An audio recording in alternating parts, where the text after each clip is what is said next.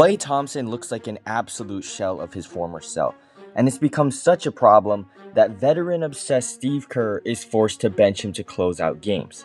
And let's just say Klay isn't taking it too well. I mean, you didn't close tonight. That's obviously going to be a story. I mean, it's all good. Yeah, these guys played great.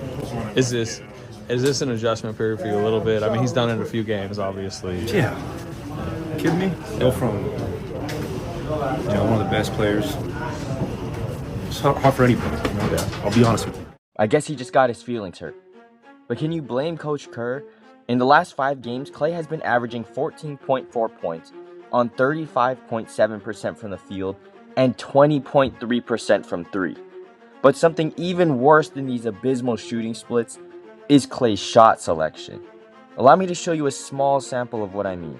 As we start quarter 2, Thompson, whoops, now fires, and that's an air ball. Honestly, wasn't mad about this shot despite the air ball. But what really didn't sit right with me was this next shot. Literally 25 seconds after his air ball, Klay decides to launch a deep contested 3 and nearly airballs again. It's one thing to be in a slump, but it's an entirely different thing to force yourself into a slump by shooting dumb shots. Right now, Klay's biggest problem is his own ego.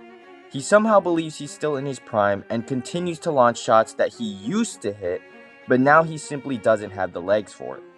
And with the Warriors essentially becoming Steph Curry and Kuminga versus the world, is this take by Kendrick Perkins truly becoming a reality? It's actually time for Golden State to move on from Klay Thompson. I think this marriage has ran its course, and I think Klay need a fresh start with a new organization. Is it finally time to break up the Splash Bros? Well, the decision may be harder than just business, because Klay isn't just another player on the team. He's an all-time Warriors legend. A lot of times people will say it's just business, but this is not a just business situation. This guy, there's going to be a statue of this player outside of Chase Center. We're talking about a guy who was compared to Kyle Korver on draft night, but evolved into one of the best 3-and-D players of all time.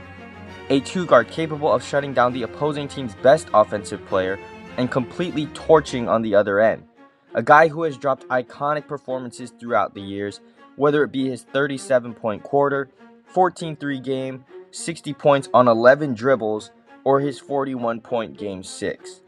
We've seen him at his worst, and we've seen just how happy the entire basketball world was to see Klay make his return from 2 gruesome injuries. He's back! And now, in his 11th NBA season, out of Washington State University, number 11, Klay Thompson! Because of these reasons, I don't think we will be seeing Klay on any other team, but the Warriors still need more offense. And honestly, the only way for this to work is Klay accepting that he is no longer that guy anymore. He needs to take on the role of a traditional shooting role player, not the second half of the Splash Bros. It truly is a tough thing for Klay to accept, especially because he loves defending his washed insecurity with them 4 rings. But if he wants to help his team win, it's what he'll have to do. And once the season is over, we'll all see just how big Klay's ego really is, because we all know the only realistic way Klay comes back is by taking a massive pay cut. But what do you guys think? Is Klay ever going to leave the Warriors, or is he forever guaranteed a spot on the team?